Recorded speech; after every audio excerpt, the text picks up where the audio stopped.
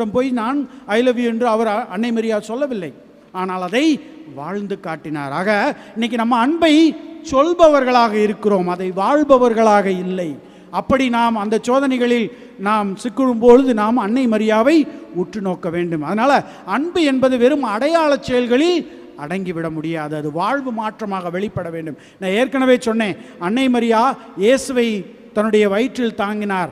அதனால் அன்னை மரியா இயேசுனுடைய கனவையும் தன்னுடைய வயிற்றில் சுமந்தார். அதனால தான் இயேசுனுடைய இறையாட்சி கனவுக்கு அன்னை மரியா உயிர் கொடுத்தார். அதுதான் உண்மையான அன்பு.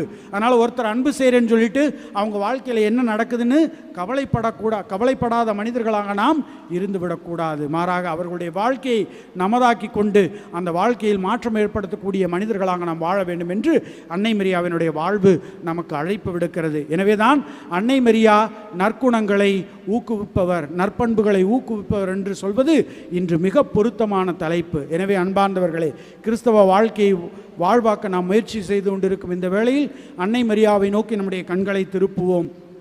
அவர் வழியாக இறை நம்பிக்கையின் மிகுந்து எதிர்நோக்கின் சீடர்களாக வாழ்ந்து அன்பில் ஆள்பவர்களாக உருமாற வரம் வேண்டி இந்த திருப்பலியில் தொடர்ந்து மன்றாடுவோம்.